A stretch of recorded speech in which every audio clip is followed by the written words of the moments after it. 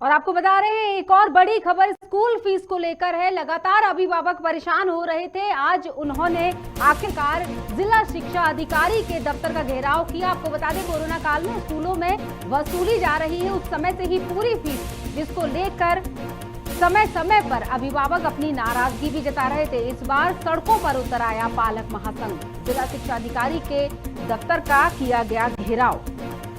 एक बार फिर स्कूल की जो फीस है वो फांस बन चुकी है। कोरोना काल में स्कूलों से वसूली जा रही पूरी फीस अभी तक, और इसकी नाराजगी को लेकर सड़कों पर उतर आया था पालक महासंघ। जिला शिक्षा अधिकारी के दफ्तर का किया गया घेराव। पालक महासंघ के बैनर तले अभिभावकों ने घेराव किया। और इस पर हम बात करते हैं। हमारे साथ senior reporter Pradeep Taleja phone line पर है। प्रदीप, जिस तरह से खबर है घेराव हो चुका है, नाराजगी लगातार बनी हुई है, लोग अभिभावक समय समय पर स्कूल प्रबंधन को भी बता रहे थे ये बात, लेकिन धाक के तीन पात, कोई इसमें समाधान नहीं निकल पा रहा है। सिर्फ धरने, प्रदर्शन और घेराव यही नजर आता है इस मसले पर। जी बिल्कुल, देखिए जो पालक महासंघ है, आज उसके द्वारा जो है वो जो डीओ हैं, जिला शिक्षा अधिकारी, उनका जो ऑफिस का है, आज उनका घेराव किया है। घेराव के दौरान में तो वो तमाम चीजें हैं जो कोविड के दौरान में जो गवर्नमेंट के द्वारा और जो न्यायालय, उच्च न्यायालय और सर्वोच्च न्यायालय के द्वारा जो फैसला सुनाया गया था कि कोविड के जो दौरान का जो समय है उसमें सिर्फ जो है जो स्कूल की फीस जो ली जाएगी सिर्फ वो ट्यूशन फीस ही ली जाए। लेकिन लगातार ये देखा जा रहा है कि जो स्कूल के जो निजी स्कूल संचालक है उनके द्वारा जो समय समय पर है अलग अलग मदों से वो पैसे जो है पालकों से लिए जा रहे थे, जिसकी नाराजगी को लेकर के ये पूरा प्रदर्शन था। और इस प्रदर्शन के दौरान लगातार इन बातों पर जोर दिया गया कि ये जो विसंगतियां हैं उसे कहीं ना कहीं दूर किया जाना चाहिए, जिसकी मांग को लेकर के आज पालक महासंघ ने यहाँ घेराव किया था। बिल्कुल, क्या कहना था जिला शिक्षा अधिकारी का? देखिए, जिला शिक्षा अधिकारी उस वक्त अपनी सीट पे उपलब्ध नहीं थे। लगातार इस प्रकार के मामलों में ये देखा जाता है कि जो शिक्षा अधिकारी हैं वो हमेशा जो है अपनी दूरी बना के रखते हैं, क्योंकि समय समय पर पालक संघ जो है उनको ज्ञापन के माध्यम से अन्य कई चीज जो भी उनके पास फैकल्टीज अवेलेबल हो पाती हैं उसके माध्यम से लगातार वो उनको चर्चा उनसे करते हैं और अपनी बातों को रखने का प्रयास करते हैं। जो प्रदेश अध्यक्ष हैं कमल विश्वकर्मा, और उनका साफ तौर पर कहना है कि जो स्कूल है वो इस प्रकार के काम में लिप्त है, लेकिन जो जिला शिक्षा अधिकारी है उनकी नींद नहीं खुल रही है इस मामले को लेकर के। बिल्कुल, क्योंकि लगातार इस बात को लेकर विरोध किया जा रहा था। अब बात करें अगर कोविड काल की, तो तीसरी लहर से तो हम फिलहाल गुजर ही रहे हैं। भले ही लॉकडाउन ना लगा हो, लेकिन कुछ नियम, कुछ गाइडलाइंस का पालन तो अभी भी किया जा रहा है। इसका मतलब ये है कि अभी भी हम उस लहर से गुजर रहे हैं। तो इसका मतलब कि केवल ट्यूशन फीस ही ली जानी थी। स्कूल प्रबंधन क्या कहते नजर आ रहे हैं? देखिए, स्कूल प्रबंधन लगातार इस बात को कहता आ रहा है कि जो उनके द्वारा जो फीस ली जा रही है वो सिर्फ ट्यूशन की ही ली जा रही है, अन्य मदों की कोई फीस नहीं ली जा रही है। लेकिन पालक संघ जो है लगातार इस प्रकार के आरोप लगा रहे कि उनके पास जो है प्रमाण है, प्रमाण के आधार पर ही वो बात कर रहे हैं। लेकिन जो स्कूल प्रबंधन है इस बात से पूरी तरह से अपने आप को परे करते जा रहे हैं। लगातार अगर हम बात करें, देखिए प्रदेश के अंदर इस समय तीसरी लहर का कहीं ना कहीं प्रकोप जारी है। आर्थिक गतिविधियों को तो सुचारू रूप से चालू रखा गया है, लेकिन स्कूल प्रबंधन, चूंकि हमने देखा है कि पहली और दूसरी लहर के दौरान में कई लोग बेरोजगार हो गए, कई लोगों के रोजगार बंद हो गए, और ऐसे में जिस प्रकार से स्कूल में बच्चों को भेज रहे हैं पालक, और लगातार इस बात को कह रहे हैं कि जो शासन के द्वारा या जो माननीय हाईकोर्ट के द्वारा, माननीय सुप्रीम कोर्ट के द्वारा जो आदेश दिए गए थे उनका पालन जो है वो होना चाहिए, और जो बच्चों की फीस है सिर्फ ट्यूशन फीस ही ली जानी चाहिए। बिल्कुल सही। तमाम जानकारी के लिए बहुत बहुत शुक्रिया प्रदीप। जिस तरह से प्रदीप तलरेजा हमारे साथ जुड़े हुए थे, खबर भारत सीनियर रिपोर्टर बता रहे थे कि जब घेराव किया गया तो जिला शिक्षा अधिकारी वहां मौजूद नहीं थे। अभिभावकों की नाराजगी लगातार बनी हुई है।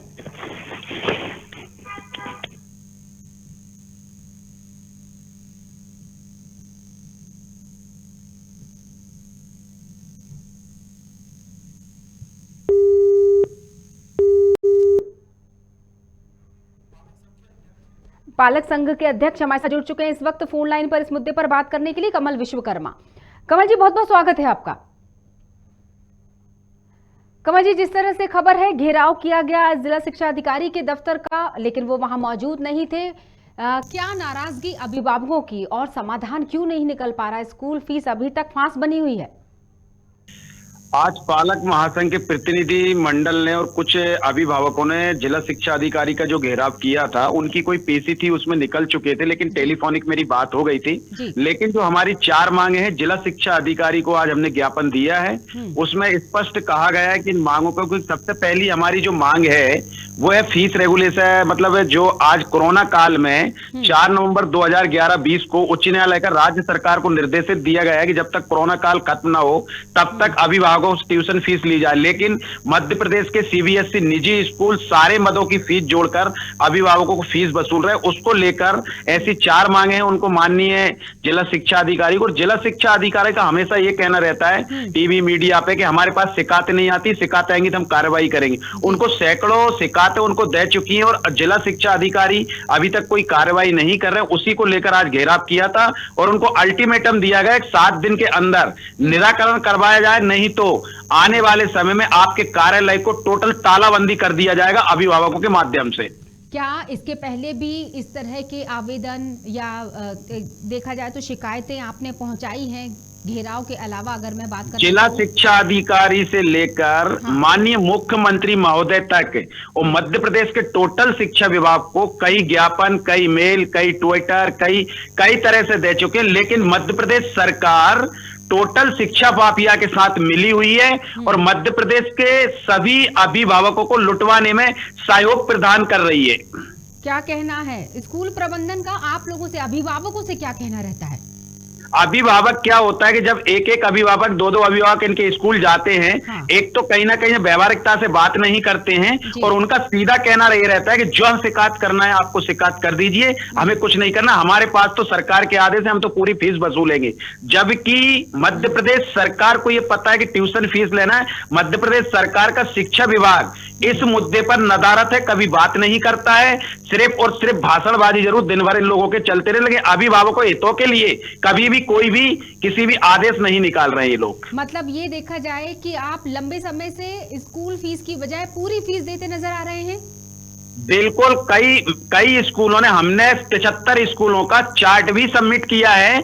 कई स्कूलों ने तो कोरोना काल में उच्च न्यायालय का सख्त आदेश है कि जब तक कोरोना काल खत्म नहीं होगा, मध्य प्रदेश सरकार या केंद्र सरकार अधिसूचना जारी नहीं करती है, तब तक 19 और 20 के सत्र के अनुसार आपको सिर्फ ट्यूशन फीस देना है। लेकिन सभी स्कूलों ने अन्य मदों की फीस जोड़कर ट्यूशन फीस बनाकर वसूली जा रही है। जी बिल्कुल, हम कोशिश करेंगे अभिभावकों से भी जुड़े और उनकी बात को भी जाने कि किस तरह से वे जिसकी ये तकलीफ है वो ज्यादा अच्छे से बयां कर पाता है। जिस तरह से आप बता पा रहे हैं कि लगातार परेशानी झेल रहे हैं।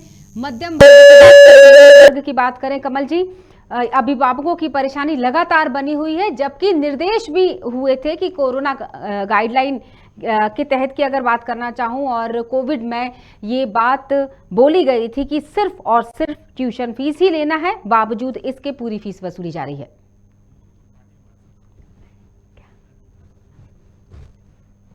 और हमारे साथ नीतू त्रिपाठी जी जुड़ गई हैं, एडवोकेट हैं वो। नीतू जी, बहुत बहुत स्वागत है आपका खबर भारत में।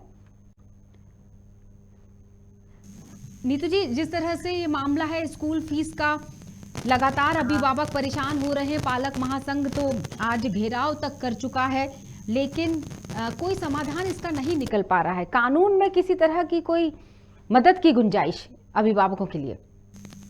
मैडम, मदद की क्या, जैसे सुप्रीम कोर्ट के आदेश आ गए हैं उसको भी स्कूल वाले मानने से इनकार कर रहे हैं और पालक संघ तो हम लोग जो भी है हेल्प कर रहे हैं, लेकिन अभिभावक जो भी पेरेंट्स जाते हैं स्कूल में उनको एक्चुअली स्कूल वाले मतलब सही से प्रोटेक्शन भी नहीं देते हैं, ना सही से व्यवहार करते हैं, बदतमीजी से बोलते हैं, तो वो वैसे ही डरे हुए हैं। अब ये है कि हम बच्चों को पढ़ाएं या हम अपना घर चलाएं। आप भी देखते हैं 2 साल से कोरोना काल में सबके भी धंधे पानी ये वो नौकरी सभी बंद है, तो स्कूल वाले तो डबल फीस उसी में ले रहे हैं। नीतू जी, आप बतौर, नीतू जी आपको यहाँ टोकना चाहूंगी, आप वकील भी हैं, मतलब आप अभिभावक के तौर पर हमसे जुड़ी हुई हैं, आप अपनी बात रख रही हैं बतौर अभिभावक, लेकिन आप वकील भी हैं। देखा हाँ जाए तो जैसा कि आपने बताया सुप्रीम कोर्ट के आदेश हैं, बावजूद इसके ये सारा काम उसी क्रम में चल रहा है जिस क्रम को रोकना चाहिए था। हाँ हाँ। जी तो उस नीतू जी। पे है ना, अभी तो सागर पब्लिक जैसे एक स्कूल के खिलाफ तो अभी पिटीशन भी दायर हुई है। काफी स्कूलों के खिलाफ हम लोगों ने हर जगह, पुलिस में भी, विभाग को भी, मंत्रियों को भी सारे दिए हैं। हाँ। है, लेकिन हम लोगों की सुनवाई ही नहीं हो रही। अब कानून में ये है, लास्ट ऑप्शन हमारे पास यही रहेगा कि हम सारे पेरेंट्स मिलके उन लोगों के खिलाफ केस ही लगा सकते हैं। लेकिन इसमें प्रशासन को भी आपका साथ देना होगा। अकॉर्डिंग जो भी हमारे अधिकार बनते हैं उसके खिलाफ हम जाएंगे। अभी तो हम सिर्फ विनम्रता से बात कर रहे हैं। बिल्कुल नीतू जी, लेकिन इसमें प्रशासन का सहयोग बहुत महत्वपूर्ण हो जाता है। हाँ, प्रशासन जो सहयोग आपको नहीं मिल पा रहा है, सुन ही नहीं रही है ना अभी। पता नहीं क्यों नहीं सुन रही है वो, या तो वो भी उनके साथ मिली हुई है या उनका कमीशन है। हम तो डायरेक्ट बोलेंगे कि या तो वो भी मिली हुई है कि प्रशासन के सपोर्ट के बिना स्कूल वाले बोल ही नहीं सकते। आप ये पॉइंट पकड़िए कि बोल ही नहीं सकते। प्रशासन उनकी हेल्प कर ही रहा है, पीछे से कुछ करता है, आगे से कुछ बोलता है, तो पेरेंट्स उसमें बीच में चिक्की की तरह पिस रहे हैं। बिल्कुल नितिन सक्सेना, जिस तरह से जिला शिक्षा अधिकारी की हम बात करें, आप लोगों ने घेराव भी किया उनके दफ्तर का, लेकिन कहते हैं ना भनक लगती है और वहां से नदारद हो जाते हैं। तो आज भी नितिन सक्सेना नहीं, काफी देर तक हम लोग उनका वेट करते रहे। उन्होंने कहा आ रहे हैं, आ रहे हैं, आ रहे हैं। हम लोग सब लोग जितने पेरेंट्स थे सब अपने काम को पेंडिंग छोड़ के वहाँ आए, लेकिन उन्होंने कोई रिस्पांस नहीं दिया। हमारे पास आए ही नहीं वो देखने। देखा जाए तो नीतू जी नहीं सुनी उन्होंने। बिल्कुल ना ही समय की तो बात करना ही नहीं चाहिए इन लोगों के सामने। अगर बात की जाए अधिकारियों के, ना इन्हें समय की कीमत है और ना आपके देखा जाए तो मेहनत की कमाई की ही कोई कीमत है, सीधी तौर पर कहा जाए तो। अगर ऐसा होता, अगर परिवार की परवाह होती, अभिभावकों की परवाह होती, तो शायद उस दर्द को आसानी से समझा जा सकता। हाँ मैडम, क्या है, हमसे भी पुअर पेरेंट्स है जो अपने बच्चों को आईपीएस, डॉक्टर, इंजीनियर सभी बनाना चाहते हैं। सबकी ख्वाहिश होती है, बच्चों की खुद होती है, लेकिन वो कैसे पूरी करेंगे? अगर इसी तरह अगर लूट मार मची रही तो वो उनके तो ख्वाब भी टूट जाएंगे, बच्चों के ख्वाब टूट जाएंगे। आने वाले समय में आप बोलते हैं हिंदुस्तान को आगे बढ़ाओ, हिंदुस्तान ही नहीं रहेगा तो कहाँ से बच्चे, क्योंकि वो चीज पा ही नहीं रहे हैं जो हमें उनको देना है। अगर इसी तरह चलता रहा भ्रष्टाचार तो बिल्कुल सही। बहुत बहुत सबसे ज्यादा शिक्षा में चल रहा है, शिक्षा में। बिल्कुल, शिक्षा का भ्रष्टाचार तो हम समय समय पर ये मुद्दे भी उठाते हैं। पूरी कोशिश रहती है कि हम उन मुद्दों को उठा सकें जिनको जानना आप लोगों के लिए जरूरी है। फिलहाल तो नीतू जी बहुत दूसरे देश में सब सपोर्ट करते हैं, हमारे देश में आप चाहते हैं हमारे बच्चे डॉक्टर, इंजीनियर या बड़े पद पे जाएं, तो कैसे जाएंगे? अगर आप यही भ्रष्टाचार करेंगे तो जो अच्छा बच्चा है, जो कुछ करना चाहता है या बनना चाहता है, उसके लिए तो आप पहले ही सीढ़ी पे रोक लगा रहे हैं। ये सब करके तो वो कैसे आगे बढ़ेगा? बिल्कुल सही। हम पेरेंट्स की सिर्फ एक ही मांगे कि जिस बच्चे को या जिस पेरेंट्स को जितनी गुंजाइश है कम से कम उतना करिए कि वो अपनी कुछ नहीं, बिल्कुल कम से कम उतना हम छूट तो दे सकते हैं उन अभिभावकों को। हाँ, सभी को आप समानता हर चीज में देते थे, इसमें समानता है ही नहीं। बड़े लोग जो पैसे वाले वो पढ़ा लेते, जो गरीब है वो कैसे पढ़ाएंगे? लेकिन मुझे ऐसा लगता है नीतू जी एक आपने बहुत खूबसूरत बात कही कि बड़े लोग पढ़ा लेते हैं और मध्यम वर्ग के या उनसे थोड़े से नीचे अगर बात की जाए इनकम वाले लोगों की, वो तो बड़े स्कूलों में भेजने की जरूरत ही क्यों पड़ती? ये भी एक बड़ा मुद्दा उठता है, क्योंकि आखिर इनको शय हम जैसे लोग ही देते हैं अभिभावक के तौर पर। मुद्दा यहाँ पे आता है कि जिस सोसाइटी में अगर हम रहते हैं, मेंटेन करते हैं, वहाँ हमारे बच्चों को नर्वसनेस फील कराई जाती है कि नहीं हमारे बच्चे बड़े स्कूल में है। तो बच्चे जब उनके साथ बैठते हैं तो उनको फील होता है कि नहीं उनके बच्चे बड़े स्कूल में, हम छोटे स्कूल में क्यों हैं? तो बच्चों की सोच में आ जाता है। तो हर पेरेंट्स ये चाहता है कि मेरा बच्चा भी वही करे जो सामने वाला कर। आने वाले समय में ताकत लगाता है जी, आने वाले समय में जिस सोच की आपने बात की है ना, पहले उस सोच का समाधान निकाला जाएगा ताकि ये मुद्दा बढ़ ही ना पाए आगे, स्कूल प्रबंधन की मनमर्जी चल ही ना पाए। इसके लिए हम छोटे स्तर से इसके समाधान की बात करें। प्रबंधक डरता ही नहीं है, वो तो बोलता आप हमारी रिकॉर्डिंग करिए, फोटो खींचिए, जो करना करिए, जहाँ जाना जाइए। तो आप खुद सोचो उसको डर क्यों नहीं है? शासन का डर क्यों नहीं है? क्योंकि शासन सपोर्ट कर रहा है। अगर शासन नहीं सपोर्ट करेगा तो उसको डर क्यों नहीं है? हर इंसान मुलजिम भी होता है, कोर्ट में खड़ा होता है, वो भी डरता है, बट ये क्यों नहीं डर रहे हैं? जी बिल्कुल, तो बहुत बहुत शुक्रिया नीतू जी। का हाथ होगा ना। बिल्कुल बिल्कुल, बिना किसी वरिष्ठ अधिकारी के सानिध्य में ये काम नहीं किया जा सकता। नहीं किया जा सकता। जी बिल्कुल, बहुत बहुत शुक्रिया नीतू जी, हमसे जुड़कर तमाम बातचीत के लिए बहुत बहुत शुक्रिया।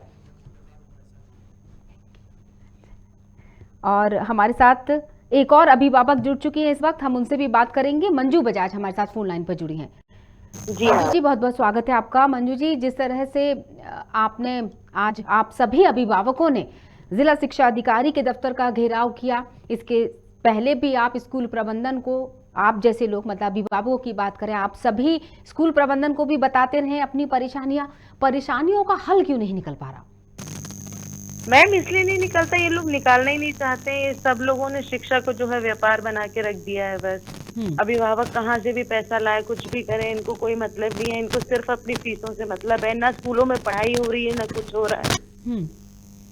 पर कोई भी नेता, कोई भी मतलब अभी तक एक बात पूछना चाहूंगी मंजू जी, क्या आप लोगों ने अभी तक फीस का आधा हिस्सा भी नहीं दिया है? मैम, फीस देखिए, क्योंकि मेरा बच्चा 12वीं में पढ़ता है, हमें जब भी एडमिट कार्ड लेना है हमको, हम जब तक फीस नहीं देंगे ये लोग हमें एडमिट कार्ड नहीं देंगे, ये हमारे बच्चे के प्रोजेक्ट्स नहीं लेते हैं। क्या मैं जान सकती हूँ हम किस स्कूल की बात कर रहे हैं? मैम, हम सागर पब्लिक स्कूल की बात कर रहे हैं। सागर पब्लिक स्कूल में क्या सारे ही अभिभावकों की परेशानियां ये रही हैं शुरुआती दौर में भी? बिल्कुल मैम, सभी की है ये परेशानी, लेकिन बहुत से अभिभावक आगे आके बोलना नहीं चाहते हैं। चाहते ही नहीं है, कोई इस पचड़े में पढ़ना नहीं चाहता है। सबको लगता है कि नहीं, कोई बात नहीं, चलो स्कूल का आखिरी साल है, हमारा बच्चा तो अब निकलने ही वाला है, हम लोग क्यों करें इसमें, रहने दो। फिर बच्चों को भी डर लगता है कि स्कूल वाले हमारा मम्मी रिजल्ट ना खराब कर दे। तो बहुत सारी चीजें हैं मैम इसके पीछे, लेकिन आगे तो आना पड़ेगा। बिल्कुल, कई बार बच्चों का डर भी रहता है, बच्चे डरे हुए रहते हैं कि मेरे अगर घर के सदस्य यानी कि अगर माता पिता आवाज उठाएंगे तो कहीं उसका प्रभाव उसकी पढ़ाई पर ना पड़े। हुआ है ना मैडम, क्योंकि देखिए मैं पिछले 2 साल से इस चीज में लगी हूँ कि सिर्फ ट्यूशन फीस ली जाए। मैंने इसके लिए बाल आयोग में, मैंने नितिन सक्सेना जी को जो है, इनको सबको मैंने लेटर दिए। वो बात जो है स्कूल तक पहुंच गई। तो जब भी मैंने स्कूल में बात की है तो प्रिंसिपल जो है वो सामने से, या चेयरमैन जो है वो क्लियर बोल देते हैं, अच्छा आप तो वही पेरेंट हो ना जो शिक्षा अधिकारी के पास पहुंच गए थे, मतलब सीधी चले गए थे। सीधे दबंगई दिखाते हैं वो, अगर बिल्कुल, आप विरोध दर्ज कराती हैं तो। हाँ जी मैम। तो अब बात करते हैं आपके उस सवाल को मैं एक बार फिर से रखना चाहूंगी, पढ़ाई वाली बात, कि अगर फीस जमा नहीं की इसका मतलब ये कि पढ़ाई पर भी उतना ध्यान नहीं दिया जाता स्कूल में? मैडम, अभी तो बिल्कुल नहीं दिया जा रहा, और अगर फीस नहीं देते हैं तो ये ऑनलाइन क्लास को बंद कर देते हैं। सभी की बंद कर देते हैं या जिस बच्चे जिन बच्चों की फीस जमा नहीं होती? मतलब अगर कम राशि जमा है तब भी बंद कर देते हैं? हाँ जी मैडम, तब भी। और इस मामले में जब आपने पालक संघ की मदद लेकर और अपनी बात को जब आगे बढ़ाया होगा, कितने लोगों तक आप अभिभावक पहुंचे होंगे जिला शिक्षा अधिकारी के अलावा? मैडम देखिए, हम लोग तो जो है आपके परमार जी जो है, इंदर सिंह परमार, उनके यहाँ भी जा चुके हैं, लेकिन कहीं पर हमें अभी तक हमारी किसी समस्या का निराकरण हुआ नहीं है। क्या कहना रहता है स्कूल शिक्षा मंत्री का, परमार साहब का? मैडम, वो तो कुछ भी नहीं सुनते हैं, वो सामने से कोई जवाब ही देना पसंद नहीं करते। और पिछली बार तो शायद आपने देखा ही होगा न्यूज चैनल्स में कि उन्होंने किस तरीके का जो है पेरेंट्स के साथ में बर्ताव किया था। बिल्कुल। तो ये लोग तो किसी चीज में मदद करने को तैयार ही नहीं है। यानी कि समस्या का हल निकल ही नहीं रहा, रास्ता जो जैसा था बिल्कुल वैसे का वैसा। और जब तक जो लोग आवाज उठाते हैं उनकी आवाज को दबाने का काम भी किया जाता है। बिल्कुल दबाया जाता है। मैं आपसे बताते रही हूँ, मैं 2 साल हो गए इस चीज को लेके परेशान हो रही हूँ, लेकिन मुझे हर साल स्कूल में फीस भरनी पड़ी है। क्यों? किस क्लास में पढ़ता है आपका बच्चा? अभी मैडम 12वीं में है। अंतिम क्लास में पहुंच चुका है, 12वीं क्लास में? जी मैडम। तो आपको ये नहीं लगा कि 1 साल और झेल लेते हैं? झेल ही रहे हैं मैडम, लेकिन बच्चे को एग्जाम तो दिलाना ही है। मैं इसलिए कहना चाह रही हूँ क्योंकि आपने ये बात बीच में कही थी कि कुछ अभिभावक ऐसे हैं जो शायद मजबूरन कहना चाहिए कि 1 ही साल बचा है बच्चे का तो चलने देते हैं जैसा चल रहा है। ढर्रे में चलता है जब काम तो ऐसे लोगों के हौसले बुलंद हो जाते हैं, खासतौर से बिल्कुल यही हो रहा है। मैं बात कर रही हूँ। चलिए, बहुत बहुत शुक्रिया हमसे जुड़ने के लिए, और हम पूरी कोशिश करेंगे कि इस मुद्दे को और आगे तक लेकर जाएं और इससे जुड़े हुए सारे अधिकारियों, कर्मचारियों, मंत्री जी सबसे संपर्क करने की हमारी कोशिश लगातार जारी है। आपको बता दें कि इस वक्त हम अभिभावकों से बात कर रहे थे। लगातार हमारे साथ जुड़ी हुई थी मंजू जी, जुड़ी हुई थी, जो अभिभावक हैं, उनका बच्चा 12वीं क्लास में सागर पब्लिक स्कूल में पढ़ रहा है।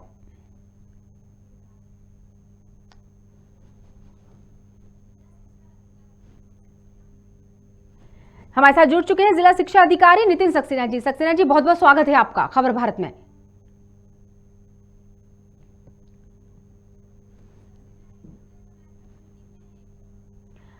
आपको बताना चाहेंगे, शायद संपर्क नहीं हो पाया और दोबारा जब फोन लगाया हमारी टीम ने तो ये बता दिया गया है ऑफिस की तरफ से कि वो मीटिंग में व्यस्त हैं। हम समझ सकते हैं जब मीडिया के सवालों का जवाब नहीं है तो आम जनता के सवालों का उनके पास क्या जवाब होगा।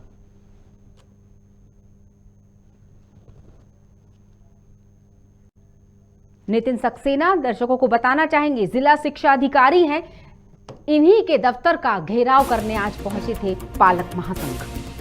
और पालक संघ के अध्यक्ष से जिस तरह से हमारी बात हुई, कमल विश्वकर्मा जी, और हमने बात की अभिभावकों से, उन्होंने अपना दर्द बयां किया कि किस तरह से लगातार निर्देश मिलने के, सुप्रीम कोर्ट के भी निर्देश हैं, बावजूद इसके उनसे लगातार स्कूल प्रबंधन के द्वारा पूरी फीस को वसूला जा रहा है और धड़ल्ले से वसूला जा रहा है। और ये भी कहते हुए कोई दो राय नहीं कि डंके की चोट पर उन्हें किसी चीज का कोई डर नहीं है, क्योंकि ये स्पष्ट है कि उनकी अभिभावकों की बात को आगे तक पहुंचाया ही नहीं जा रहा, उनकी बात को अनसुना कर दिया जाता है प्रशासन की तरफ से। ये अनसुनी बातें ही दरअसल इनके हौसले को और बुलंद करती हैं।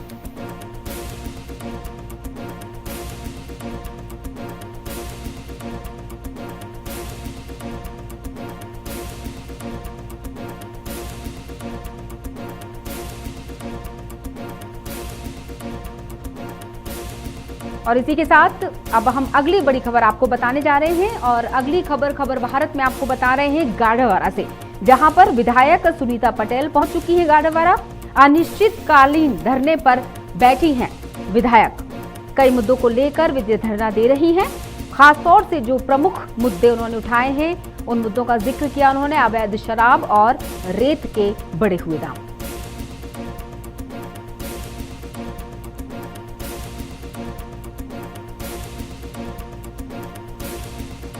आपको बता दें गाड़ावारा से एक और बड़ी खबर आपको बता रहे हैं, जहां अवैध शराब, रेत के बढ़े हुए दामों के अलावा ऐसे कई मुद्दों को लेकर धरने पर बैठी हुई हैं गाड़ावारा से विधायक सुनीता पटेल।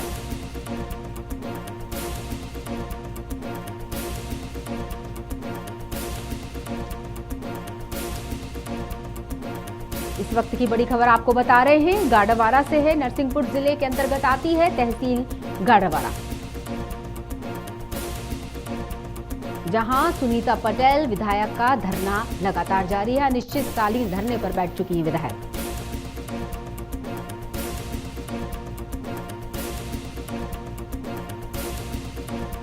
कई अहम मुद्दों को लेकर विधायक ने ये धरना शुरू किया है।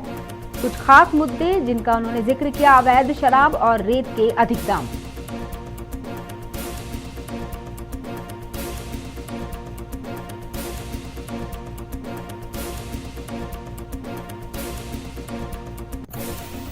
इस वक्त की बड़ी खबर सीधे गाड़ावारा से हम आपको बता रहे हैं खबर भारत में।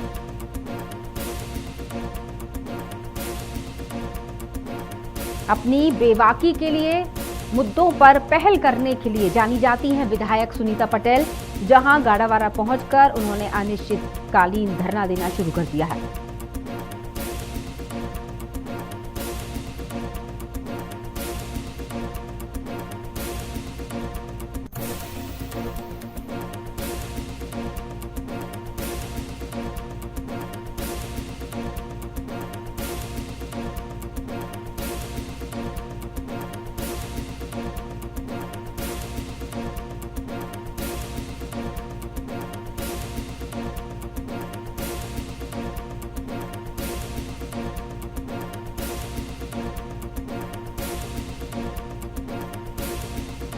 नरसिंहपुर जिले से बड़ी खबर, जहां तहसील गाड़ावारा में विधायक धरने पर बैठ चुकी हैं। अनिश्चितकालीन धरने पर विधायक सुनीता पटेल इस वक्त कई अहम मुद्दों को उन्होंने उठाया है, जिसमें अवैध शराब और रेत के बढ़े हुए दाम प्रमुख हैं।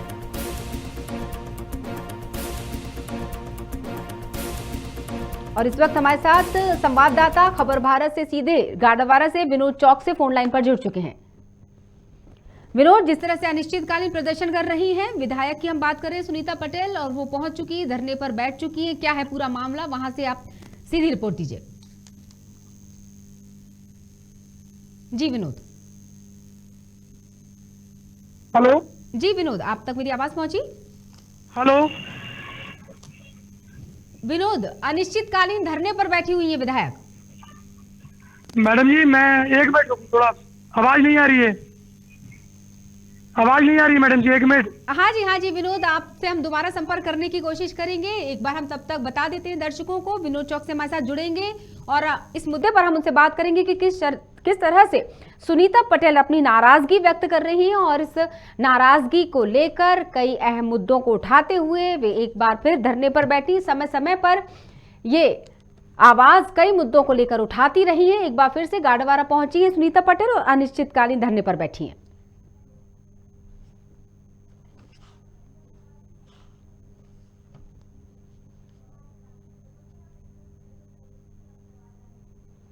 नरसिंहपुर जिले से बड़ी खबर हम आपको बता रहे हैं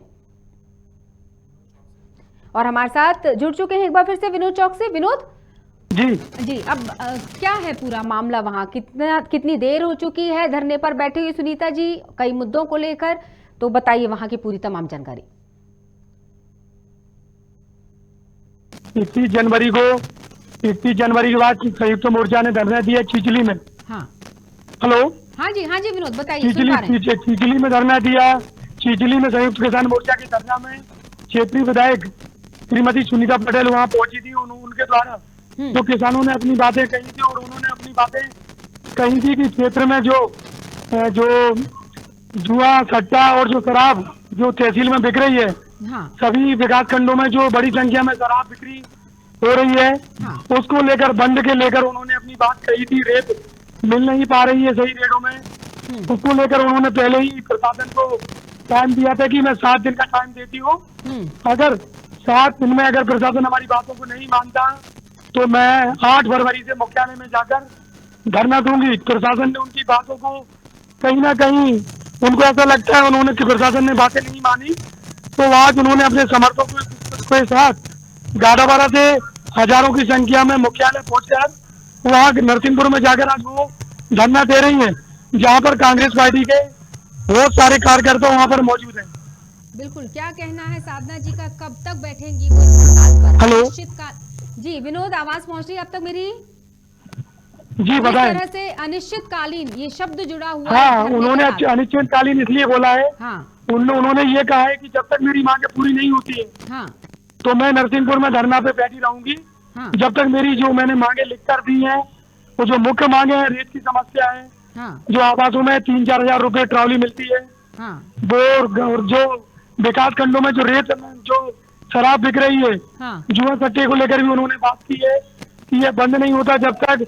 अब देखते हैं कि प्रशासनिक अधिकारी इन बातों पर अपनी क्या बातें कहता है। लेकिन ये बात देखने वाली है विनोद की 7 दिन पहले दी गई चेतावनी के बावजूद इनकी मांगों को नहीं माना गया, उनकी बातों को नहीं सुना गया और आखिरकार 8 फरवरी जैसा कि उन्होंने बात कही थी, आज वे अनिश्चितकालीन धरने पर भी बैठ गई हैं। जी, मैं आपको यही बता रहा हूँ कि अभी जो प्रशासनिक सामने प्रशासनिक अधिकारियों की जो बात आना है, जो बोलना है, हाँ। अधिकारियों को वो अभी सामने नहीं आ पाया है। हाँ। आज सुनीता पटेल धरना पर बैठे हैं, अब देखते हैं कि कल क्या होता है, प्रशासनिक अधिकारी क्या बातें सामने लेकर आते हैं। लेकिन आज जो क्षेत्रीय विधायक ने जो 8 फरवरी की जो बात बोली थी कि मेरी अगर मांगे पूरी नहीं होती हैं तो मैं मुख्यालय पर जाकर धरना दूंगी, तो वह आज बड़ी संख्या में कार्यकर्ताओं को लेकर नरसिंहपुर में धरना पर बैठ गई है। अनिश्चितकालीन धरना को लेकर वो बैठी है अपनी मांगों को लेकर। ठीक, बिल्कुल, तमाम जानकारी के लिए बहुत बहुत शुक्रिया विनोद जी, धन्यवाद। आपको बता दें कि किस तरह से विनोद ने हमें बताया कि 7 दिन पहले उन्होंने चेतावनी दी थी और इसके बावजूद जब प्रशासन ने उनकी बातों को नहीं माना तो आखिरकार वे आज धरने पर बैठ चुकी हैं और ये धरना अनिश्चितकालीन है। फिलहाल के लिए बड़ी खबरों में इतना ही। नमस्कार।